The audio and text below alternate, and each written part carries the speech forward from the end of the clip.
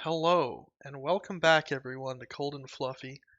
We've taken a season off, just stuck to the written stuff, but now I'm back. I've kind of got my technical issues with my internet under control, so I should be able to upload these things without losing my ability to sleep. Um, and I'm hoping I will have the time to stick it out this season and do one every week. I should mention I am only going to do upper division because I want to be able to do it every week, and I think two divisions is just going to be way too much work. So we're going to just stick with uppers. It's what I know, it's what I'm more plugged into. I might maybe do a piece of content here and there for lowers, maybe something written, maybe I'll just include it in Cold and Fluffy, like a mid group stage or like right before playoffs or something. I might do something, but other than that, I'm gonna leave it to the lowers guys to do their own content. I know Rabbi and Friends had a cool Twitch stream going on last season, so maybe that'll happen again. I don't know, but for Cold and Fluffy, it's gonna be uppers only. Uh, as usual, pardon me. I'm gonna have this little sheet set up here. We're gonna have a tier list. We're gonna do some predictions, and we're gonna do some match reviews when the matches start happening. I'll probably pretty it up a bit um, for next week. There wasn't really a lot to include right now. There's no team pictures for the tier list, and we've only got the one set of matchups so far. I mean, I guess theoretically I could add them all, but I'm lazy. Who knows? Maybe I'll keep it like this. Maybe we'll make it all wild and artistic, but I'll probably make it more formatted. But yeah, so without further ado, let's get into it. Let's get into the draft. Here is the draft sheet in all its glory. Just some general comments on the draft, as I have in previous seasons. I do think it went quite well. I think I've always said it went quite well, but I think this one actually went very well, all things considered. We were using a new draft bot. I honestly didn't even think it'd get done in time to be used. I was like seeing them test it throughout the day while I was at work. I'm like, holy shit, this thing's having some problems, but they got it working, and I don't think it was perfect. I think there's a lot of drawbacks with Discord as a medium. In hindsight, I think, although I think they did a pretty good job with the automation, I think it has revealed just how bad Discord is for drafting, but I don't know. Who has time to make a full blown draft site? I certainly don't. So yeah, honestly, it went okay. I think there were a couple players who maybe would have got bidded up higher if the timers weren't so low and people weren't scrambling. There was a lot of panic. It wasn't so much the lower div was much more calm, but the upper div draft was very loud and panicky. But for the most part, if you look at this list, you look at the top, you see a lot of high bids. You see your big commodity players, Wolfs and Scream going for a ton. You see a couple of like the midway players that are known to be like solid cores going for a little bit more. And then you look at the bottom and it's, all lower bids. And so yeah, it looks good. It looks like what you'd expect to see. I think for the most part everything makes sense. There'll obviously be some drafts that I'll criticize during the team review, but from a far back perspective, top down, I think the draft as a whole looks like it went pretty well. So good job, captains. Good job, Treebeard. Good job, Toth and Mr. Spoon for the bot. And yeah, speaking of the teams, here they are.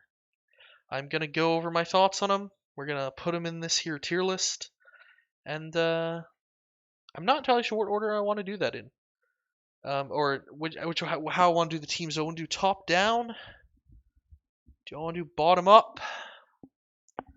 Maybe we'll just start with the Yumi team. I guess maybe here before I go into the teams though, I'll give a quick little warning, word of discretion here. I am obviously, because I am ranking teams. I'm gonna say some teams are bad. I want to say some teams are good. I'm gonna say some players are gonna play above their MMR. I'm gonna say some players are gonna play below. Please, for those that it's not obvious to, keep in mind it's nothing personal. I'm just giving my opinions on who I think is going to win and who's going to lose. If I say I think your team's bad, if I say I think you're not going to play to your MMR, it's not because I dislike you or I'm trying to start beef or anything. It's just my honest opinions, so don't at me. Unless I actually just straight up say I hate you. I don't hate you. It's just opinions, man. So yeah. With that in mind, let's look at this fucking dog shit team. Just kidding, just kidding. I actually found this team quite interesting here, the Yumi team, because Yumi, I think, looked like he had a pretty bad time last season. Not a very enjoyable team, and he came into this season as a captain. And you'd think he would use that opportunity to not be in the same position as last season, but I feel like he's made a team that looks almost identical to the Maniac team last season. Obviously, 3 out of 5 players are different, but like the concept of the team is the same. You have Yumi and Scrub who hate each other. For some bizarre reason, Yumi seemed to think that Scrub would just get up and leave if he picked him, and he could like FA him, which is a very Yumi thing to do. Yumi's like into those like he always seems to try and do something cheeky. It rarely seems to work, and once again, I feel like he's known Scrub long enough to know that Scrub isn't just gonna leave; he's gonna stay and make you suffer. That's kind of his shtick, so he's stuck with him now. We have this kind of top-heavy core-based draft. 2 of the lower MMR players on support with boxes and woe, and I think it's a lot like the new Couch Day Maniac duo, where it's like new Couch Day and Maniac, they were the lower MMR supports at the time, but like they're solid. New Couch Day was a tried and true 5, Maniac was pretty good at 4. I think boxes and woe are the same thing. Everyone knows boxes is a decent 4, everyone knows woe is a decent 5. Maybe they aren't going to like carry the game from the support position, but they're solid.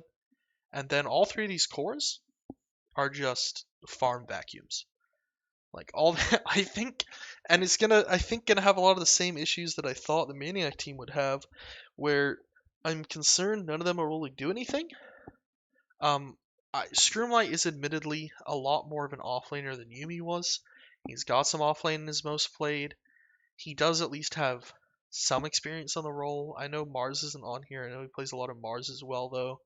So it won't be like the fucking Phoenix and Meepo shenanigans we saw last season, but he's still a very greedy player. Whenever I see Scroom playing, he's always hitting creeps, and Scrub, even more so, is an insanely greedy mid player. He really just likes to sit mid and farm. He doesn't make rotations. He doesn't really play the spirit heroes. And Yumi as a pause 1 is pretty much as greedy as a pause 1 can be. So it looks very similar to the Maniac team, and I think really, if I'm honest, I think it's worse than the Maniac team. Because even though they have a better offlaner, and they have boxes instead of Maniac, which is frankly an upgrade, no offense. Actually, no, fuck you. It's a little offensive. Boxes is a god, Maniac's a noob. But it's like they don't have Wafts to carry them. They have Yumi in the P1, which isn't as impressive as Wafts. Sure, the offlane gets an upgrade, but I don't know how much that matters. I think the one shining light for this team is that Scrub might have an unironic work schedule change, like between week 3 and 4, I think he said. And I think if they got a mid that actually did things, even if they aren't as high MMR as Scrub, I think this team would be pretty decent. But in its current state, I'm a little concerned there's going to be too much farming going on here, and not enough doing shit. Not to mention the incredible internal problems between Yumi and Scrub that's bound to arrive. So for now, I'm just going to call them a meh team, I think. Is that fair? We could call them, like, good, but no, I think they're meh. I think they have one too many problems for me to, like, really like them right now. So, let's leave them there for now. Who's next? Talk about the Lucas team, since they're right next to him. Now this team's this team's real weird. You see Lucas, Mango Girl, Jackman, you say, okay, there's 3 core players. You see Eggshell and Healy, you say, oh, there's 2 support players. Great, looks like a decent team. The problem is that Lucas has made it pretty clear he wants to play support this season. And originally it sounded like he was going to try and make Healy's play mid. But I think anyone that knows Healy's knows he doesn't like playing mid. And he even immediately after draft said how he didn't want to play mid and Lucas was trying to get him to play mid. So I'm not really sure where that's going. And then later I saw Julian saying that Julian was going to be playing core, Eggshell, sorry, that he was playing core for this team. So I don't know if that means that Healy's is no longer playing core and XShell is, or if they're both playing core, which seems unlikely because even though Lucas wants to play support, I really doubt Mango Girl or Jackman was looking to play support this season. So I don't know. This team's a bit weird. I think Lucas is probably going to be a pretty good support. I don't see any reason he wouldn't be. He seems to be overall a decent player. He likes to get in people's faces and play aggro. But I'm not really sure what's going to go on with that third core role. I don't know how good XShell's core is if he's going to be the core. I think the Healy's mid would probably be a disaster. I think he would get run over by a lot of these mid players, and it would probably also kill their morale. Um, so I'm not sure how to feel about that. I should also mention, assuming it's Jackman off lane, which it might not be, but assuming it is, because if we go ahead and open the Dota buff here, we'll see. Jackman is a really hardcore off-lane only player.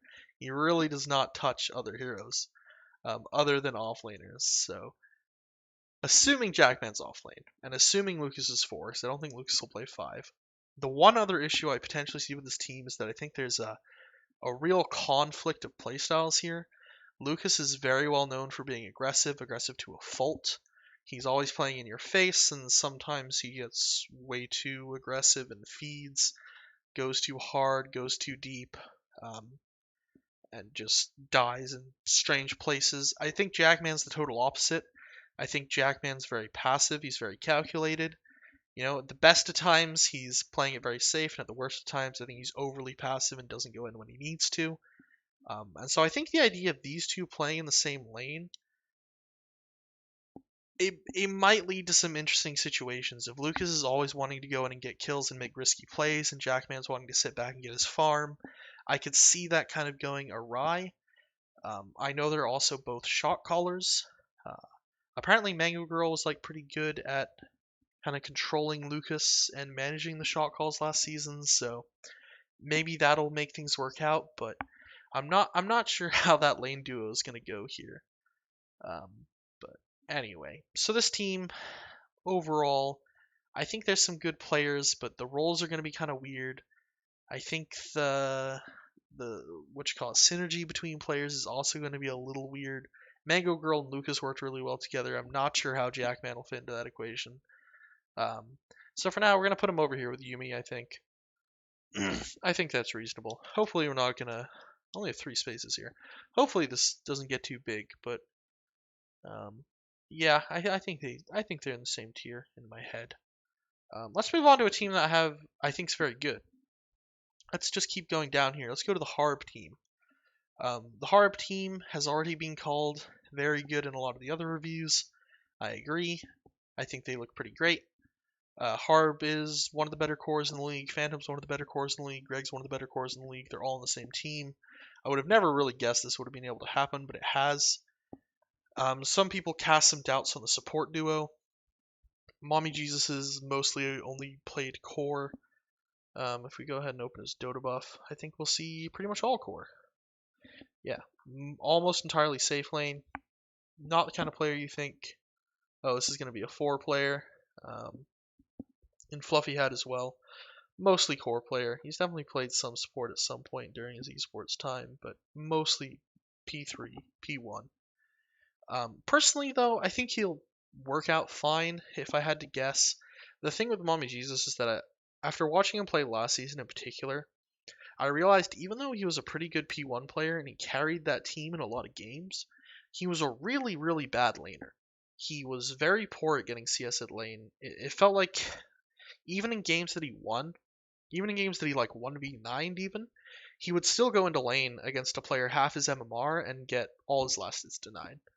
So I think what that means is that he's an overall decent Dota player that just struggles in the laning phase. And if that's the case, I mean P4, you don't have to worry about the laning phase. You're not last hitting anything, even.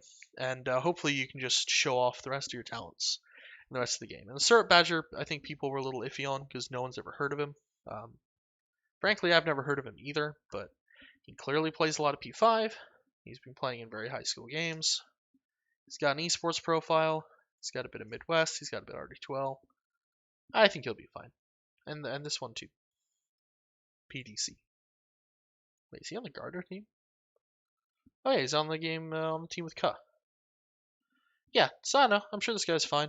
Um, I think, only real issue with this team is that I do think there's potentially kind of like the Team Secret, Team DK, whatever like all-star pro team you want to compare it to situation, where these three core players, even though they're very good, and I think they have very good reputations, well-earned reputations in the Fluffy Hat League, they are players that tend to get played around. And I think they're players that are used to being played around and want to be played around. And when all three of them are on the same team, that's not going to be a possibility.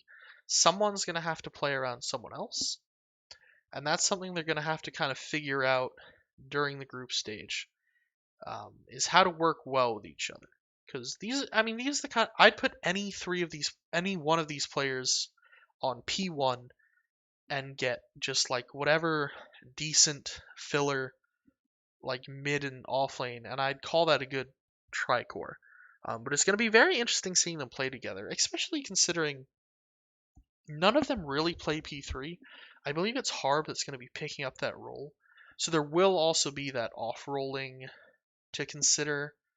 How good is Harb's P3 going to be? Um, I'm not sure. So I think they will have to figure that out. Overall, I still think this team is insanely good. The supports look fine. The three players are. I think it's probably one of, if not the best looking team right now. Um, the issues I mentioned, I think will be something they have to consider and potentially overcome, but they're pretty minor, really. It's basically, are your players too good? Is the problem. So, yeah, I like that team a lot. My own team, I think I'll skip mine for now. Yeah, we'll skip mine. I don't like talking about my own team too much. We'll do that at the end. Let's do the Yop team. Let's do the Yop team next. The Yop team is real interesting. There's been some mixed opinions in the blog so far. Obviously, the MMR, super noticeable. Most of these teams are pretty close in MMR. We get like, what is it? I think the lowest is 3,300 to 3,900. It's not a crazy spread, especially for auction draft. And then you have Yop's team up here at 4,500 MMR, 500 above the second highest, over 1,000 above the lowest. It's a pretty insane MMR advantage, and we saw the Lucas blog where Lucas thought, yeah, that's a pretty big deal, obviously, and called them the best team. And then we had the Lava blog where he put them like 6th out of 8th. So right near the bottom because he thought they had a lot of issues. And I think, generally speaking, I agree more so with Lava. I'm not sure if I'd put them quite that low or not. I'm not sure yet. I also have to decide pretty soon. But the team definitely, I don't think will live up to this MMR. And I'm just going to quickly open up these Dota buffs and explain why. Let's do that for people that don't know. Let's start off with Choco. So this is Choco, new player on the sheet, insufferable gremlin in the sheets. This doesn't quite work in the streets. Anyway, the main issue with Choco is if we look down here at latest matches, you'll see there's pretty much no Dota being played. That's because Choco hasn't really played Dota for the last year or so. He's done like a little bit of smurfing, but other than that, there's no tricks here. There's no hidden data. There's not like a smurf he's been playing on all the time. For the most part, since he started college, he's pretty much stopped playing Dota. And that kind of shows. He stood in for Scrub last season against the Nick team and put up some pretty weak performances. He lost as DP to a Maelstrom Rush Dawnbreaker, game 1, which I'm pretty sure shouldn't happen. And game 2, not that great either, 2-6. The team did kind of get rolled, but it's not a great look. This is Wolf's most expensive player. It's his like really only core main. We'll get into that later. But like this is probably not going to be a Divine 2 player. Even in Choco's like heyday, when he was playing Dota regularly, and he was very mechanically skilled. He had the zoomer fingers. He was also, as you can see on this hero list here, a bit of a clink spammer. If we look at the top heroes here that have over 100 games, We've got some supports. We've got a Timber that hasn't been touched in like 2 years, 3 years even. And then we have Clinks with 228 games and a 75% win rate. So I think like at one point Choco was probably like at least like a mid to high ancient player on almost any mid hero, and then he was like a divine player on Clinks. Now, who knows? He's super rusty. I have no idea if he plans to play any pubs to de-rust himself. But I imagine worst case scenario, he's not gonna play any pubs all season, and he's probably not gonna play anything close to divine. Best case scenario, he starts pubbing, gets a little better, and maybe he's like an ancient tier mid that also tanks a clink spam. So that's problem number one. Problem number two is Choco Associate, or is it Waff's Associate? It might be Waff's Associate. Cat Master Race. The Cat Master Race problem is also pretty obvious if you look at his Dota buff for more than 2 seconds. He is playing Dota, which is a step up, but he is a Meepo spammer. I don't know this person personally, so I can't really comment on how good or not good they are, but the 69% win rate with this many games on Meepo is a pretty big deal. I actually did the math on it, and I think the account win rate, if you ignore the Meepo, so the win rate on non-Meepo heroes, the account win rate falls to like 47.7% or something. So it does fall below 50%. It's also worth mentioning, I'm pretty sure this is their offlaner, and he is playing some offlane, which is good, but there's probably not going to be a lot of room for Meepo. And if there is any room for Meepo, most captains will probably ban it if it's looking to be a good Meepo game. So once again, is this player going to play to their full potential of whatever they are, 4,600, high MMR, one of the highest, what was it, like top 10 MMR players in the league? In my opinion, probably not. You know, they're a really good Meepo. I actually know people that hit them in pubs and lost to the Meepo, but this is a captain's mode league. It's not an all pick league. The Meepo's gonna either get banned or just not be pickable, especially because Meepo's not really in a great place right now either, which hurts even more. So I think it's gonna be another case where they're gonna play a bit below the MMR. We'll talk about Yop as well. Yop is the highest MMR player on this team, potentially in the whole league at Divine 4, because Smack is all the way down to Divine 2 now. Yop, as you can see, is a carry player, plays regularly. He's a decent carry player. He's a little bit of a rookie spammer, but he's a decent carry player. The problem with Yop is that he's not going to be playing carry this season. He's going to be playing P5. Maybe that changes partway through the season, but as far as I'm aware, he's kind of set on it. Bible Man told me, hey, I think Yop's playing P5 this season, like a week before draft. I wasn't sure if I should believe it. Sounded like bait to me, but he's apparently committed. I'll show you some of my pubs here. You see this is actually Carry Silencer and Carry Jakiro, so you can ignore those, but he's played some support in some other games. And I'm gonna be honest, if I had to pick between Yop, a Divine 4 player playing P5 on my team, or like your average 3k support spammer, I'd probably take the 3k support spammer. I think at least in current state, it's just not very good. I think best case scenario, if he does practice it and get better throughout the season, maybe it'll be like whatever ancient tier support, one of the better supports in the league if he really grinds it out and improves or something. I don't know, but it's definitely not going to be a 5k tier support. I don't see any situation where Yop is playing to his MMR on the P5 role, and even if he was, I mean it's P5. It's not the highest impact role. It's not the Divine 4 carry the team role. So that's problem number 3. And then finally we have Dr. Klopp. Well, not really finally, because I'm probably going to rag on Eno too. Dr. Klopp is probably like the best player on this team, I think, if I had to guess in terms of MMR, assuming that Yop is playing 5. He's a bit of a pudge spammer, for sure, but he's definitely not half bad.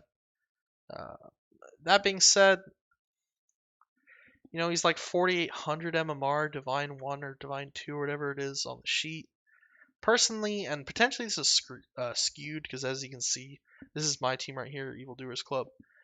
He didn't have very good games against my team, so my impression of Dr. Klopp was he's a decent pudge. Maybe not quite a divine player on other support heroes, but we'll see. He is actually playing, it's probably important to note, I believe he's playing P4 this season, which seems to be more up his alley, whereas last season he played P5, so maybe it'll look a little better this season, but, this is more of just a personal nitpicky thing. I think if the Pudge gets banned, which it probably will, because I don't think people are going to first ban Meepo, I think once again you're going to have a player that plays a little bit below their MMR.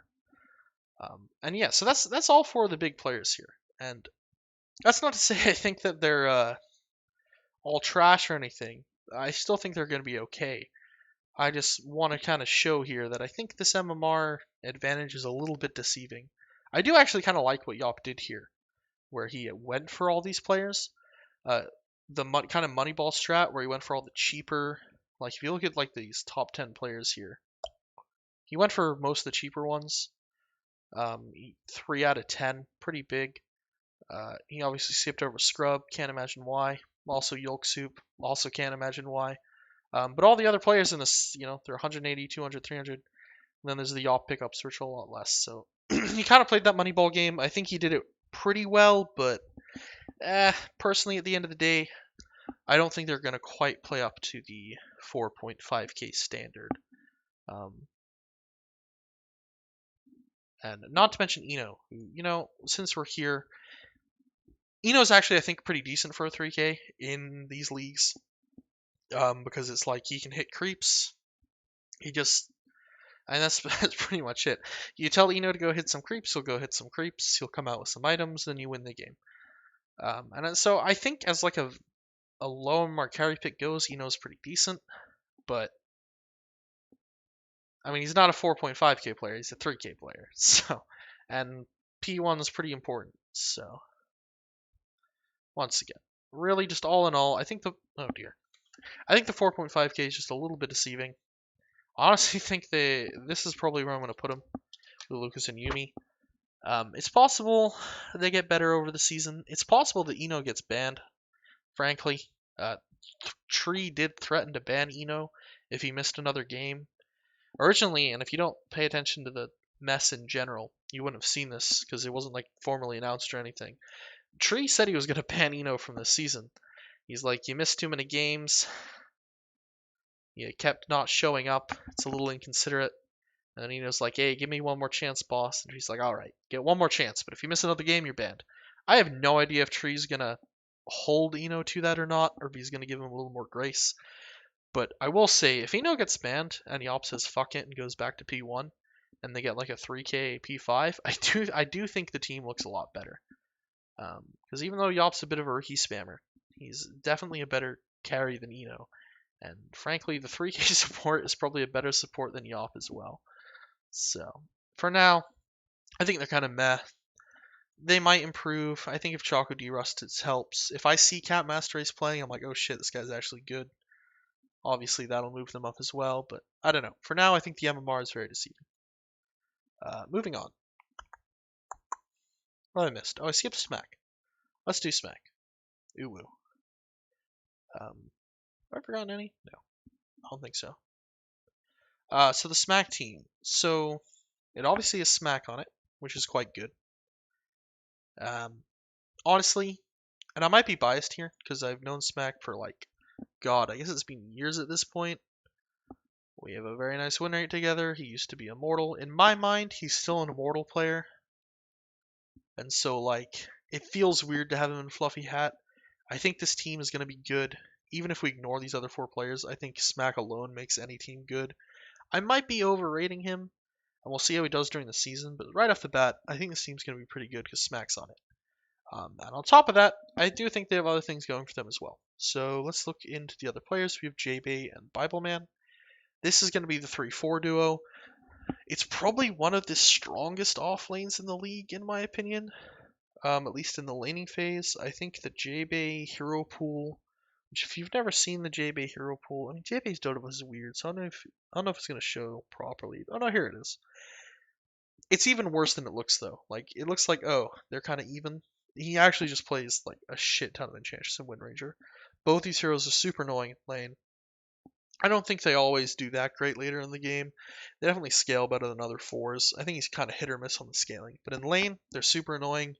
I think Bibleman's a very good laner. I think of all his attributes, I think laning was probably his strong point last season. I might be wrong there. That might be rose-tinted glasses, but from what I remember, it was pretty good. Then we have Stonks.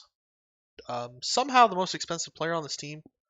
Not quite sure how that happened. He's more expensive than Bildman and JBay combined. But anyway, Stonks here, and then Milo, who's a mid-only player. I think this is like the roles I'm not crazy about, to be honest. From what I'm told, Smack is going to be mid, Stonks is going to be P1, and Milo is going to be P5. And I actually don't like that arrangement. I think Stonks carry needs a little work, frankly. We play quite a bit together, as you can see. He's played quite a bit of carry with me. Probably ignore this one. Maybe not. And I don't know. 1-1 Luna, 10-10 PA, 7-8 Ursa, 4-6 Lifestealer. There's some good games, there's some bad games. But overall, it feels like, if I'm really brutally honest, there's like a certain point in the game where I expect my carry is like, oh, my carry has their items, or should have their items at this point. They're going to be one of the strongest heroes on the map. And I feel like with Stonks, I'm always afraid that Stonks is never going to get to that point. And sometimes I think he just doesn't get to that point. And so I'm a little confused why it is Stonks carry and not Smack carry. Because sure, Smack mid is pretty good, but I know his carry is good as well. And I think if you put, like, you could either put Stonks mid, which I think is fine, especially if you give him like his comfort heroes, and or you could even put Milo mid, which is obviously a much weaker mid, but like if you have the Stonks 5 with a Smack safe lane, and then you have the JB Bibleman lane, like you're just not really losing your side lanes most games. So I don't know. I'm not crazy on the way the roles are apparently going to be, but those could change. But overall, I think the team's still good. I think Smack's really good. I think the offlane's really good. I think the safe lane's a little bit questionable in terms of comfort on roles, but the players themselves are still good. I think for now, I'm just going to put them right here in this tier. I honestly think if they told me their roles were different, I'd probably put them in the top tier with Harb, but I'm just not a believer. I'm not a believer in the safe lane. So, I don't know. Maybe if Stonks can carry me in a party game, I'll change my mind. But I gotta get carried at least once, Stonks. Like, come on, give me some wins. It's usually just Jasper. All right, so moving on though. What teams do we have left? Oh, we've saved the best till last, actually. Because I think of all the teams, these are probably, well, let's Adam's team. Adam's probably like my least favorite team. So let's get into why that is. He drafted Woffs. Good move. Can't really complain about that one. Adam's already a mid player, so that works. Woffs is one of the best P1s. Probably, I shouldn't even say one of the best. Woffs is the best P1 in the pool. Everyone kind of knows it by now, I think. But I think after that, everything kind of went downhill. I don't love this Sheesh purchase he did. This is Sheesh, aka Microsoft Excel, aka a bunch of weeb shit. And they are a support player, which is unfortunate because after he drafted both Woffs and Excel, he had absolutely no money and actually got the two lowest MR players in the pool, who are both supports, pause fives in particular. And so you ended up with this team where you have Adam, you have Woffs, and then you have three supports, two of which are very low MMR. I mean, Blackout's MMR is admittedly deceptively low. I think he said in a statement he was practicing mid last season because he was mid on his Fluffy Hat team. And I believe him, obviously. Blackout's been around forever. He's been around in PSD Sunday longer than I have. He's been around in Fluffy, I think, since Season 0, but at least since early on. And he's always been like a mid to high 2K pause 5, a very solid pause 5. So I don't think this MR is entirely accurate. But Spaz is definitely like, Spaz was the lowest MR player in the pool by a lot. That's not going to change. And you've got to put one of these players on P4, which is probably fine. But then you have to put another one of them on P3. which is not so fine. So you're either going to have, like, I don't think you can even consider Spaz P3. If you put Blackout in P3, he's then his current MMR is probably a lot more accurate. I mean, he's going to have a really hard time against all these high MMR pause ones. I think that'll probably be a disaster. But then your other option of Excel on pause 3 isn't exactly much better, because you take your second highest MMR player and you put them on a super non-comfortable role. And I don't know, if they were a little more comfortable, then maybe you'd say, okay, it's fine. Like, they're going to lose a little bit of value because they're off rolling, but they should be fine. But from what I've heard, Excel really hates playing carry, or not carry, sorry, really hates playing off lane. So I don't really know what Adam can do here that'll be good. I'm gonna guess nothing. I don't think he can do anything. Um, he just has to pick someone off lane and accept the fact that his off lane's not going to be very good, and he has to make up for it through his mid play. Because obviously Woss as a P1 is going to be farming for a lot of that early game, and it's up to the other four players to make space and make things happen on the map. And that kind of brings up my second concern about this team, which is Adam himself. Admittedly, even though I feel like I've known Adam for quite a while now, I've considered him a friend for quite a while, we don't actually play Dota that much together. Maybe that's part of the secret to long-lasting friendship. But anyway, as you can see, don't really know the specifics. Our win rate isn't great, and this is potentially going to skew my opinion here. But I do think Adam struggles a little bit sometimes with knowing what to do in a game. Where if Adam's like just like chain solo killing people, and he's just going ham, I think he looks really good. And if it's kind of a game where he needs to be a little more strategic in what he's doing, it's a little rougher. I feel like he doesn't quite know what to do with himself, and he just kind of wanders around. And if this is a team where he needs to like be the leader of the team, he's going to be the one core in the early game that's able to do things because the offlane's going to be like sacked. He needs to be able to like be the core that the team gathers around and does stuff around. And I'm honestly not convinced he can be that guy. I hope he proves me wrong because I love Adam and I want to see him succeed. But I'm just not convinced right now that he can be that guy that his team is playing around for the early game. Um, so yeah, I guess I don't have much else to say. I don't have much to say about Woffs. He's good.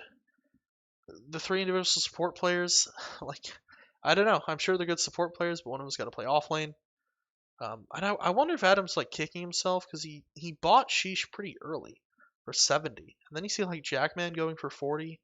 Bible Man went for 90, which if you didn't save money on Blackout, you could have gone for as well. Like, I don't know. I feel like there were options other than this. But anyway, whatever. What's happened's what's happened. Can't change it now. I think it's probably going to be our first low tier team of this list. Yeah, I'm not a fan. I might end up eating my words because Wasp tends to solo carry teams, but we'll see. I'm not a fan. And then the Platinum team with the Dota U crew plus Lava. This is kind of interesting. I actually agree with Lucas's blog a lot, like very heavily on this one. They're either going to be really good or they're going to be really bad. I think my main thing is that they're almost like the opposite of the Harb team. Or when I look at the three cores, I think these are like not players that you play around. They're players that play around other people, if you know what I mean. They're kind of like the backbone of the team. I think like Lava and we, who I actually have games with. I don't actually know Platinum all that well. But like Lava has a reputation for always being like the reliable offlaner. He won't necessarily do anything fancy or push his luck or make big risky plays, but he'll just stun the player that needs to be stunned, pick the hero that needs to be played, or whatever, or at least play the hero that needs to be played. I think when he's drafting himself, he just ends up on Pango. But assuming like you'll something drafting, he'll play whatever needs to be played. He'll play it as it needs to be played, and he'll get the job done. Nothing too fancy. And my impression of Wii, with it, because I've been playing a little bit with Wii recently, and we've been winning because we're the best. I think Wii is kind of the same way. It's possible because some of these games were so easy that I never really got to see Wii's full potential, but I kind of feel like Wii's like you put him on a carry, he'll hit the creeps, and then at some point he'll have items and you'll poke him and be like, okay, time to come out of the jungle now, Wii, and he'll come end the game. Like, I don't really remember any big fancy plays out of Wii. And once again, maybe it's because the games were too easy for the most part, but I don't know. It always felt like it was just very basic P1 play. There was no sick outmaneuvers or anything. And I'm assuming Platinum, who I know even less about, is probably going to be the same on mid, because Platinum doesn't even play that much mid. I mean, he plays a lot of support. Oh, so many event games here. Let's just filter this real quick. Significance. Plays a lot of support. Wind Ranger mid. Is that a Clink? That's a Clink safe lane. Plays Snapfire mid with a Diffusal. What the fuck? Like, I don't know. I'm assuming a 3K player that doesn't even primarily play mid, probably going to be a similar thing. So I feel like what this team is going to rely on is that instead of like trying to play around a certain player's playstyle, they just kind of need to play good, clean Dota with a good game plan where they can execute their plan. And they do have Yolk leading them, who is a very vocal person. I assume Yolk's shot calling stuff. I don't think she can help herself, frankly. So, like, in theory, I think this team like could be really good if they get all their eggs in a basket and have good strategies. They seem to be practicing with each other a lot. Like, I think all these players play a lot of Dota, like on a weekly, on like a daily basis, which always helps. So yeah, it's gonna come down to teamwork, I think. As less like not so much about individual skill, more about teamwork. And with that in mind, I think this team will probably be a disaster. I think within a week they'll all hate each other. Yolk will probably kill Wii. Wii will kill Solus. Lava will kill himself, and it'll all be a disaster, and they'll fall apart. So we're gonna put them in the bottom. Does that make sense? Yeah, yeah. And then my team. I think my team looks okay. I don't know. The roles make sense. What more could I ask for? Our two highest MMR players are boosted, and we aren't exactly very high MMR to begin with, so that's not great. I don't know. Reedy's won an FHDL, and so has New Couch Day. I think, right? New Couch Day won. I think. So they're winners. So I don't know. I'll go with a suggestion of the other bloggers, and I'll put myself in the top 3. I'll be cocky. I'll put myself up here. For no particular reason. There's no more room in the yellow category. I didn't make enough spaces. And frankly, everyone else looks so bad, this may even be a reasonable positioning. We'll see next week when we get battered by Harp, which does actually neatly bring us into the final topic of Cold and Fluffy, which is predictions. Everyone's favorite, probably. I'm sure people are asleep by this point. But anyway, let's do some quick predictions here. Obviously, we don't have much to go off of. We haven't seen anyone play yet. First up, we have Platt versus Adam, the two teams I put in the bottom. This is interesting because it's kind of you have the Adam team, which is all about the WAF Star Plower. Then you have the Platt team, which I think is going to be a lot more reliant on teamwork. It's hard to say. Can Platt's team control Adam or not control Adam? Control WAFs? I think it's really what it's just going to come down to, right? Can Platt team take out WAFs? Actually, maybe it's not just about that. I think it also that mid matchup. It has to be Adam favored, right? Like I assume Platt's going to be one of the weaker mids here, and I feel like Adam's team is very reliant on Adam having a good game to make up for his off lane. So with that in mind, I think I am actually going to give it to Adam here. I think Adam's going to have a very good mid matchup. I think Waff should be able to handle his lane against Lava because he usually does. I don't think Lava likes laning against Waffs, frankly. So unless they can like really pull together some teamwork or really abuse that safe lane, like if we just gets an insane lane both games, which he might, I think it'll be Adam favor. You know what? I'm gonna pussy out a little bit. I'm thinking about that Wii lane. I'm thinking about how he's gonna chain kill Blackout over and over again, and I'm thinking maybe a 1-1 because I think Wii likes those lane dominating P1s as well, which is a pretty big deal. And with a little organization from Yolk, I think they can pull off at least one win. Yeah, 1-1. All right, final call, 1-1. Yumi and Lucas once again, two teams from the same tier. Um, I still have no idea what Lucas's roles are. Um, so I'm gonna assume that Lucas' team will be a little bit of a mess the first week while they get their roles sorted out. Yumi's vacuum cleaners will be able to do all the vacuuming, and maybe we can see a win here. This is maybe a little bit of a bold prediction because I think the Maniac team was weak to the Lucas team last season. It was kind of like a bit of a rock, paper, scissors to some degree with the top teams last season. And I think Maniac's team really struggled against Lucas more than any of the other top teams did. And you do still have that core Lucas, Mango Girl, X-Shell player combination here that might just get too much in the face of the vacuum cleaners and shut them down, but I don't know. The role seems so wild that I feel like Luke's team's just gonna be just gonna be a mess for at least a little bit here. So yeah, we'll roll with that. Harb versus Claire, my match. I feel like the safe answer here is just to say Harb 2-0s because Harb's team is pretty insane. However, I do think that week one there are like certain teams that have a little bit of an advantage, and I think my team might be one of those. Because it's only 1 week in, no one's really been playing with each other. A lot of teams are not going to have great synergy with each other. But I do think one thing I have going for me, at least for the first couple weeks while everyone else is scrambling, is that my safe laner and my pause 5 have like 300 plus games together. And my off laner and my P4 have like 400 plus games together. And there's also been a number of teams.